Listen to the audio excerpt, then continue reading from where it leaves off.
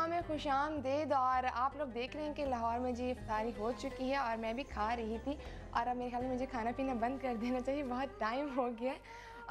जी तो अब मेरे चेहरे पे मुस्कुराहट आ गई और हमेरा भी मुस्कुरा रही हैं। जब पेट में कुछ पड़ता है तो मुस्कुराहट आ ही जाती है, बिल्कुल आ जाती है। अच्छा, जब आप घर में होती है इफ्तारी जब कर रही होती हैं तब कितनी चीज़ें आप मैक्सिमम बना लेती हैं कि जी 2 या 3 चीज़ें, या बहुत ज़्यादा हर एक की फरमाइश पे? नहीं, 2 या 3 चीज़ें बस कम, जो सब हाँ। सब खाते जाएँ और मतलब हाँ, सबकी पसंद की भी हो। हाँ, मतलब कम खाती, मैं आपको बताऊँ नाज़रीन, कम खाती हैं, ये कोई बात नहीं, अच्छी बात है। नहीं, मैं बिल्कुल कम नहीं खाती, बहुत खाते हैं हम लोग। नहीं, अब बहुत अच्छी बात है।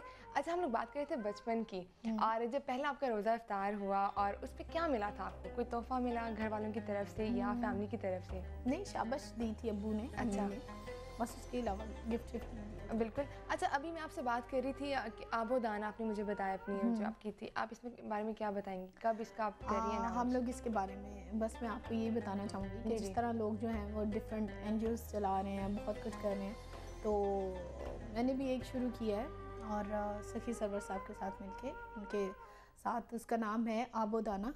और उसमें कुछ हम मरीज़ों का इलाज नहीं कर रहे हैं, कुछ नहीं कर रहे, हम सिर्फ लोगों को खाना खिला रहे हैं। तो ये रोज़ रमज़ान में या वैसे? नहीं, कंटिन्यूसली पिछले 6 माह से ये चला हुआ है और लोग उस पे आके खाना खाते हैं। रोज़ आप जाके वहाँ देखिए कि कितने लोग जो हैं वो 3 टाइम का खाना वहाँ खाते हैं। और अब 14 अगस्त वाले दिन इंशाल्लाह उसका हम लोग प्रॉपर्ली उसका इफ्तिताह करेंगे और लोग देखेंगे इंशाल्लाह, क्योंकि आजकल जो सबसे बड़ा इशू है वो लोगों के खाने का है। खाना ना मिलने की वजह से ही सारी प्रॉब्लम है। तो हम लोग ये चाहते हैं कि लोग जो हैं वो भूख की वजह से कोई ऐसी चीज़ ना करें, उनको बाकी सही बात है, लोग अस्पताल खोलते हैं और मतलब ये काम करते हैं, लेकिन आई थिंक खाना भी बहुत ज़रूरी है। कोई खाए बगैर तो जिंदा रह ही नहीं सकता, जिंदा नहीं रह सकता। और जितने भी आप देखो, कोई फ़कीर आपके पास आता है ना मांगने के लिए, वो जब आपके पास आता ही है तो वो कहता है कि खाना है, थोड़े 5 रुपए दे दो या 10 रुपए दे दो, या जो भी बंदा आपको मिलता है ना, कोई ज़कात लेने आता है, कोई कुछ आता है, कहता है छोटे छोटे बच्चे हैं, खाने को नहीं है। तो खाना जो है, खाने की सबसे पहली बात होती है, दवाइयों की, हर चीज़ की बाद में बात होती है। सिर्फ हर बंदे के मुंह पे ये होता है कि हम लोगों ने खाना खाना। बिल्कुल सही। तो इसलिए सिर्फ खाने का हमने आबोदाना के नाम। अभी तो आपसे मैंने बचपन की और भी बातें पूछनी थी, लेकिन नाज़रीन अभी हमारे एक सेगमेंट जो है जी रोज़ा कुशाई, जिसमें वर्दा जो है हमें हमारे नन्हे रोज़ेदारों से मिलवाएंगी और हम लोग ये देखेंगे कि नन्हे रोज़ेदार जो हैं अपना रोज़ा किस तरह इफ्तार करते हैं। तो आइए देखते हैं। अस्सलाम वालेकुम ख़वातीन और हज़रात, मैं हूँ आपकी होस्ट वर्दा और आज रमज़ान का पहला रोज़ा है। हम सब जानते हैं कि जितनी रहमतें और बरकतें अल्लाह ताला इस महीने में नाजिल फरमाते हैं, शायद ही किसी और महीने में नाजिल फरमाते होंगे।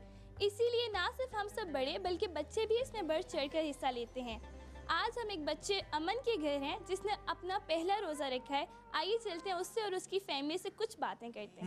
मौलाया सल्ली व सल्लिम दाइमन अबदन अला हबीबिका खैरुल खल्क़।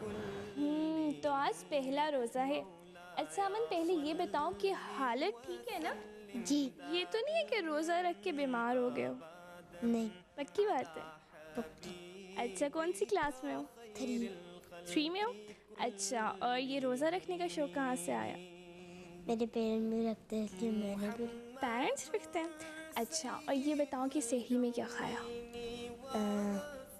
पराठा और दूध पिया। पराठा और दूध पिया, ये क्या कॉम्बिनेशन है? अच्छा, और अभी मामा से कोई फरमाइश की है इफ्तारी के लिए? क्या? चाट, सेवइयां और समोसे। अच्छा, बस बहुत लिस्ट है, ठीक है, समझ आ गई है। और मामा ने कोई गिफ्ट भी दी है? क्या दी है? चॉकलेट्स। अच्छा, आराम से रोज़ा टूट जाते, खाने का नाम ही लेते। सरवरे कौनैन सुल्ताने अरब शाहे अजम वो मुहम्मद। मैंने सारी फैमिली को और जो लोग अमन से मिलने आए हैं उन सबको डाइनिंग टेबल पे इकट्ठा किए और उनसे बात करते हैं। दादों को मुबारकबाद दूंगी कि आपके पोते ने पहला रोज़ा रखा है, इसीलिए आप पहले उसको ये हार पहना। एक दिन जिब्रील से कहने लगे शाहे उमम तुम। अच्छा तो अमन की अम्मी से पूछते हैं कि आपको कैसा फील हो रहा है आपके बेटे ने पहला रोज़ा रखा है। मुझे खुशी है कि मेरे बेटे ने रोज़ा रखा है। देखो अमन वो खुशी से बोल भी नहीं पा रही है। अमन के मामू से बात करते हैं। मामू जी आप बताएं कि मैंने देखा कि अमन जो है नमाज़ें ही पढ़ रहा था, वो आपसे कहीं मुतासिर तो नहीं है? हाँ जी बिल्कुल जी, इसने मेरे तरफ से देख के किया है शुरू, बचपन से ये मुझे फॉलो करता आ रहा है। मतलब बड़े होके ये हाँ जी तारीफ आपकी इंशाल्लाह। तरफ। अमन के भाई बैठे हैं। अच्छा आप बताएं कि आपकी भी रोज़ा खुशाई ऐसे ही हुई थी या फिर कुछ थोड़ा सा फ़र्क था? और ऐसी फरमाइशें जैसे अमन की पूरी हुई वैसी फरमाइशें पूरी हुई थी? नहीं। तो ये शिकायत भी करी अपनी अम्मी से। और कोई गिफ्ट भी नहीं? हाँ गिफ्ट वो मैं खुद ही ले लेता हूँ ज़बरदस्ती। जी तो नाज़रीन अब अफ्तारी का वक्त होने वाला है, इसीलिए अब हम सबसे पहले दुआ कर लेते हैं। जा शफ़ाअतुहु लिकुल्ली हौलिम मिनल अहवाली मुक़तहिमी। मेरे मौला मैं अमन और उसकी पूरी फैमिली का शुक्रिया अदा करना चाहूँगी कि उन्होंने अपना कीमती टाइम हमें दिया, और आप सबका जिन्होंने हमारा साथ दिया। अब तक के लिए मुझे इजाज़त दीजिए, कल आऊँगी एक नए रोज़ेदार के साथ। और अब चलते हैं स्टूडियो की तरफ। जी तो नाज़रीन आप लोगों ने देखा कि वर्दा गई हमारे नन्हे रोज़ेदार की तरफ और उनका रोज़ा इफ्तार किया, और बहुत अच्छा लगता है और कितना खूबसूरत लगता है। हमें अपना बचपन याद आ जाता है हमारा। कुछ याद आया आपको अपना बचपन भी? मुझे भी बिल्कुल याद आया, बहुत मज़ा आया था। बहुत मज़ा आता था। हाँ बिल्कुल, जब ट्रूली रोज़ा रखते हैं, साथ नमाज पढ़ते हैं तो फिर तो बहुत ही मज़ा आया। अच्छा बचपन में अम्मा अब्बा ने कहा फोर्स किया था कि हमारा रोज़ा रखो या नमाज पढ़ो, या अपने शौक से आपने पढ़ी थी? मैंने वैसे शौक से पढ़ी थी। हाँ, किसको शौक देख से के? मतलब घर में कौन पढ़ता था? सभी पढ़ते थे? अम्मी अब्बू पढ़ते थे माशाल्लाह। उनको अच्छा, और क्या कहती हैं वाकई मतलब पेरेंट्स का बहुत बड़ा हाथ होता है तरबियत में ना औलाद की? बिल्कुल, औलाद की तरबियत में सबसे बड़ा जो हाथ होता है वो माँ का होता है। अच्छा, क्योंकि पहली यूनिवर्सिटी जो है वो माँ की गोद है। बिल्कुल सही। वो अगर सही मिली हो तो फिर जो है वो आगे। अच्छा हमारा आपको नहीं लगता कि आजकल जो है ये कहा जाता है बच्चों को कह के नहीं बच्चा हमारा छोटा रोज़ा ना रखे, कोई बात नहीं, चलो बेटा कल रख लेना, अगले साल रख लेना। आपके घर में भी कुछ ऐसा ही है? हाँ, कभी कभी अम्मी कह देती होती थी जब तबीयत नहीं ठीक होती थी या कुछ ऐसे कुछ होता था तो अम्मी कह देती होती थी कि चलो आज नहीं कल रख लेना। क्योंकि जो चीज़ बिल्कुल ही आप बच्चे पे सवार ही कर देंगे तो फिर उससे भी बच्चे भागना शुरू हो जाते हैं। काम वो दिल से नहीं होता, फिर वैसा लगता है कि आपसे ज़बरदस्ती करवाया जाता है। ये चीज़ें शौक से होती हैं। अच्छा कभी हुआ बचपन में कि रोज़ा रख लिया और चोरी चोरी खा भी लिया, उसके बाद कहा कि नहीं मैं तो पूरा रोज़ा है, मैं तो बैठी हूँ यहाँ पे बैठी हूँ मैं? हुआ था एक दफ़ा। अच्छा, किया था हमने। हाँ एक दफ़ा किया था कि खाना वगैरह खा के बहुत भूख लग रही थी, तो फिर जब इफ्तारी का टाइम आया तो फिर साथ के नहीं जी हमारा तो रोज़ा है, हमारा तो पूरी प्लेट यहाँ पे लगानी चाहिए, हम लोग तो बिल्कुल इफ्तारी करेंगे। अच्छा जब रोज़ा तोड़ने के लिए बहन को भी शामिल करती थी? वो जो सायरा मेरी बहन है उसको नहीं, वो हमसे थोड़ी सख्त होती थी। बिल्कुल सही। अच्छा आपसे गुफ्तगू का सिलसिला जारी रहेगा हमारा। जी तो नाज़रीन यहाँ पे वक्त हुआ एक ब्रेक का, तो कहीं मत जाइएगा, हमारे साथ रहेगा, मिलते हैं ब्रेक के बाद।